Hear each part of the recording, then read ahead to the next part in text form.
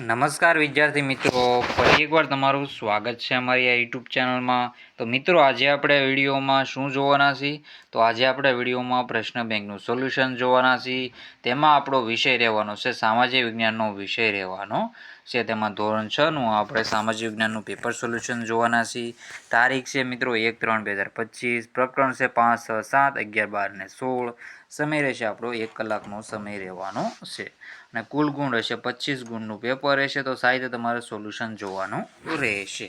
તો પ્રશ્ન નંબર 1 છે, નીચે આપેલા પ્રશ્નોના વિકલ્પોમાંથી યોગ્ય વિકલ્પ પસંદ કરીને ઉત્તર લખો, કોઈ પણ 5. તો પહેલું છે, ભારતમાં કયા મહાત્મા થઈ ગયા કે જેઓ શાંતિ અને અહિંસાના પૂંજારી હતા? તેમાં આપણો જવાબ આવશે મહાત્મા ગાંધી.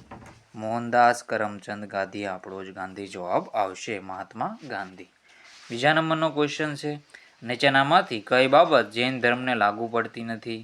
તો નીચેનામાંથી કઈ બાબત છે એ જૈન ધર્મને લાગુ નથી પડતી? તો એમાં આપણો જવાબ શું આવશે? ત્રિપિટક છે એ બૌદ્ધ ધર્મને લાગુ પડે છે. શું જવાબ આવશે? ત્રિપિટક. ત્રિપિટક કોને લાગુ પડે છે? બૌદ્ધ ધર્મને લાગુ પડે છે. પછી છે, ₹200ની ચલણી નોટ પર બૌદ્ધ ધર્મ સાથે જોડાયેલ કયા સ્થાપત્યનું સ્થાન મળ્યું છે? તો સાંચીનો સ્તૂપ એમાં આપણો જવાબ રહેશે. શું જવાબ આવશે? સાંચીનો સ્તૂપ. તો 3 ક્વેશ્ચનના આન્સર સાહિત્ય જોઈ લો. ભારતમાં કયા મહાત્મા થઈ ગયા? તો મોહનદાસ કરમચંદ ગાંધી. નીચેનામાંથી કઈ બાબત જૈન ધર્મને લાગુ પડતી નથી? તો ત્રિપિટક. ₹200ની ચલણી નોટ પર બૌદ્ધ ધર્મ સાથે જોડાયેલ કયા સ્થાપત્યને સ્થાન મળ્યું છે? તો સાંચીનો સ્તૂપ. ગુજરાતમાં કયું પ્રખ્યાત જૈન તીર્થ આવેલું છે? તેમાં આપણો જવાબ શું આવશે? પાલીતાણા આવશે. શું જવાબ આવશે? પાલીતાણા. પછી છે 5મા નંબરનો ક્વેશ્ચન, કપિલવસ્તુ નામનું રાજ્ય કયા પ્રદેશમાં આવેલું છે? તેમાં આપણો જવાબ રહેશે હિમાલય પ્રદેશમાં આવેલું છે. ક્યાં આવેલું છે? હિમાલય પ્રદેશમાં આવેલું છે. હિમાલયના તરાઈ પ્રદેશમાં કપિલવસ્તુમાં આપણો કોનો? ગૌતમ બુદ્ધનો જન્મ થયો હતો. ઈસવીસન પૂર્વે 566માં થયો હતો. 6 નંબરનો ક્વેશ્ચન છે, ગૌતમ બુદ્ધનું બાળપણનું નામ શું હતું? તો એમાં આપણો જવાબ આવશે સિદ્ધાર્થ છે. શું હતું? સિદ્ધાર્થ છે ગૌતમ બુદ્ધનું બાળપણનું નામ હતું. પછી આગળનો ક્વેશ્ચન છે, સિદ્ધાર્થના ગુરુનું નામ શું હતું? તો સિદ્ધાર્થના ગુરુનું નામ હતું આલાર કલામ હતું. શું હતું? આલાર કલામ. આલાર કલામ છે એનું ગુરુનું નામ હતું. એ પણ તમારે યાદ રાખવાનું રહેશે. પછી છે, બુદ્ધના પ્રથમ ઉપદેશને શું કહેવામાં આવે છે? તો ધર્મચક્ર પ્રવર્તન સારનાથમાં ઉપદેશ આપવામાં આવ્યો હતો. અને પ્રથમ ઉપદેશ હતો ક્યાં? સારનાથમાં આપવામાં છે.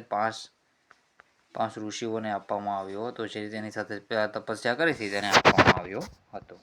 પછી છે 9મા નંબરનું, ગૌતમ બુદ્ધે કયા વૃક્ષ નીચે બેસીને સત્ય અને જ્ઞાન પ્રાપ્તિ માટે સાધના કરી હતી? તો પીપળાના વૃક્ષ નીચે બેસીને, બોધિ વૃક્ષ આપણે એને ઓળખીએ છીએ. પછી છે, બુદ્ધનો અર્થ શું થાય છે? તો બુદ્ધનો અર્થ થાય છે જ્ઞાની. શું થાય છે? જ્ઞાની. પછી છે 11મા નંબરનો ક્વેશ્ચન, જૈન ધર્મના છેલ્લા તીર્થંકર કોણ હતા? તો જૈન ધર્મના છેલ્લા તીર્થંકર હતા કોણ હતા? મહાવીર સ્વામી. તેમાં આપણો જવાબ આવશે મહાવીર સ્વામી. મહાવીર સ્વામીએ કેટલા વ્રતો આપ્યા હતા? તો એમાં આપણો જવાબ આવશે 5 વ્રતો આપ્યા હતા. અહિંસા, સત્ય, અસ્થ્ય, અપરિગ્રહ અને બ્રહ્મચર્ય. પછી છે આગળનો ક્વેશ્ચન, વર્ધમાનની પુત્રીનું નામ શું હતું? તો વર્ધમાન એટલે કે મહાવીર સ્વામીના પુત્રીનું નામ શું હતું? તેમાં આપણો જવાબ આવશે પ્રિયદર્શની. 14મા નંબરનો ક્વેશ્ચન છે, મહાવીર સ્વામીએ કઈ નદીના કિનારે કઠોર તપસ્યા કરી હતી? તેમાં આપણો જવાબ આવશે ઋજુપાલિકા નદી. શું આવશે? ઋજુપાલિકા નદીના કિનારે કઠોર તપસ્યા કરી હતી. 15મા નંબરનો ક્વેશ્ચન છે, મહાવીર સ્વામી પોતાના મન અને ઇન્દ્રિયો પર વિજય પ્રાપ્ત કર્યા બાદ શું કહેવાયા? તો જીન કહેવાયા. જીન ઉપરથી પછી સમયાંતરે આપણે જોયું તો જૈન થઈ ગયું. જૈન ધર્મને જાણવાના મહત્વપૂર્ણ ગ્રંથો કયા છે? તેમાં આપણો જવાબ આવશે આગમ ગ્રંથો. શું જવાબ આવશે? આગમ ગ્રંથો જવાબ આવશે. મહાવીર સ્વામી કયા સ્થળે નિર્વાણ પામ્યા હતા? તેમાં આપણો જવાબ આવશે પાવાપુરી. નીચેનામાંથી કઈ બાબત મહાવીર સ્વામી સાથે જોડાયેલી છે? તેમાં આપણો જવાબ આવશે કુંડગ્રામ અને પાવાપુરી. કુંડગ્રામમાં એનો જન્મ થયો હતો અને પાવાપુરીમાં એનો આપણે નિર્વાણ એટલે કે મૃત્યુ થયું હતું. 19મા નંબરનો ક્વેશ્ચન છે, મહાવીર સ્વામીએ લોકોને પોતાનો ઉપદેશ કઈ ભાષામાં આપ્યો હતો? તો પ્રાકૃત અને અર્ધ માગધી ભાષામાં આપ્યો હતો. અને લાસ્ટ વિકલ્પવાળો ક્વેશ્ચન, વર્ધમાનના મોટા ભાઈનું નામ શું હતું? તો નંદીવર્ધન હતું. શું હતું? નંદીવર્ધન હતું. તો આવી રીતે તમારે જવાબ સાહિત્ય ટીક કરી લેવાના રહેશે. ચેનલમાં નવા હો તો ચેનલને સબસ્ક્રાઈબ કરવાનું ભૂલતા નહીં. તમને આનાથી બધી એકમ કસોટીના paper solution, IMP model paper મળતા રહેશે. તો આપણે આગળના ક્વેશ્ચનનું સોલ્યુશન જોઈ લઈએ. હવે નીચેના પ્રશ્નોના એક વાક્યમાં જવાબ આપો. તો પહેલું છે, જૂનાગઢમાં આવેલ અશોકના શિલાલેખમાં કયા 3 રાજ્યોના લેખ છે? તો જૂનાગઢમાં આવેલા અશોકના શિલાલેખ ઉપર આપણે જોઈએ તો કોનો લેખ છે? એક તો ચંદ્રગુપ્તનો છે મિત્રો, પછી રુદ્રદામાનો છે, પછી બીજો કોણ રહેશે? અને આપણો જવાબ આવશે એમાં અશોકનો છે. સ્કંદગુપ્તનો પણ શિલાલેખ આવેલો છે. તમારે ગુજરાતમાં આવેલ સમ્રાટ અશોકના શિલાલેખની મુલાકાત લેવી તો કયા જિલ્લામાં? જૂનાગઢ જિલ્લામાં જવું પડશે. પછી છે, મૌર્ય યુગમાં બનેલ ગ્રાન્ડ ટ્રંક રોડનો વિસ્તાર ક્યાં સુધી ફેલાયેલો છે? તેમાં તામ્રલિપિથી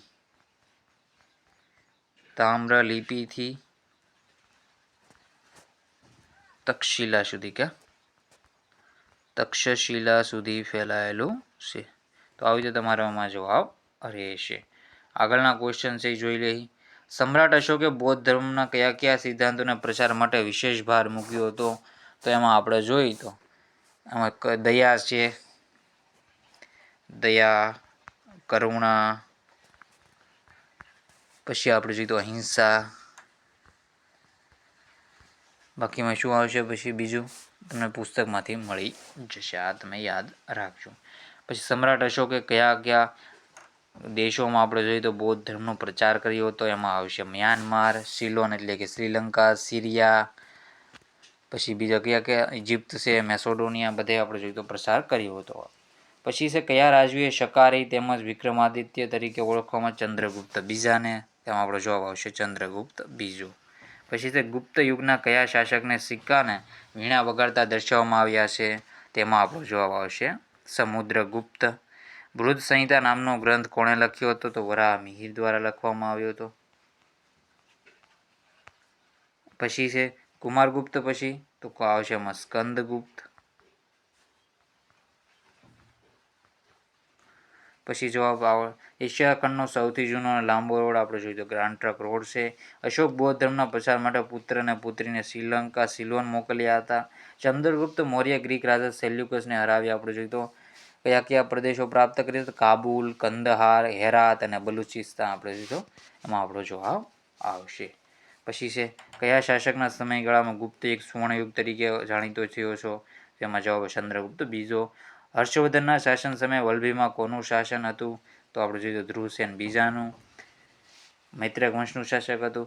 બૌદ્ધ ધર્મના કયા 2 પંથ ગુપ્ત યુગ દરમિયાન વિકસ્યા હતા? તો બૌદ્ધ ધર્મ હિનયાન અને મહાયાન. મૌર્ય વંશની જાણકારી મેળવવાના સ્ત્રોતમાં આપણે જોઈએ તો મેગસ્તીનીસનું ઇન્ડિકા છે, પછી વિશાખદત્તનું મુદ્રા રાક્ષસ છે, પછી મૌર્ય યુગના ન્યાયિક, પછી શ્રીલંકામાંથી આપણે દીપવંશ ને મહાવંશ મળ્યા હતા. મૌર્ય યુગના ન્યાય ખાતાના વડાને પ્રદેશતંત્રી કહેવામાં આવતું. પછી છે નાલંદા વિદ્યાપીઠ નિભાવવા માટે હર્ષવર્ધનને આપણે જોઈએ તો 100 ગામ ભેટમાં આપ્યા હતા. બાકીના ક્વેશ્ચનો છે તમારા સાહિત્ય મિત્રો જોઈ લેવાના છે. અને 20મા નંબરમાં આપણો આવશે જવાબ ચંદ્રગુપ્ત મૌર્ય. તો સાહિત્ય જવાબ જોઈ લેવા. બાકીના ક્વેશ્ચનના આન્સર આપણે પાર્ટ 2માં કરાવી દઈશું. પાર્ટ 2 માટે ચેનલ તમારે સબસ્ક્રાઈબ કરી લેવાની રહેશે. તો મિત્રો વિડીયોને એન્ડ કરીએ છીએ. જય હિન્દ, જય ભારત.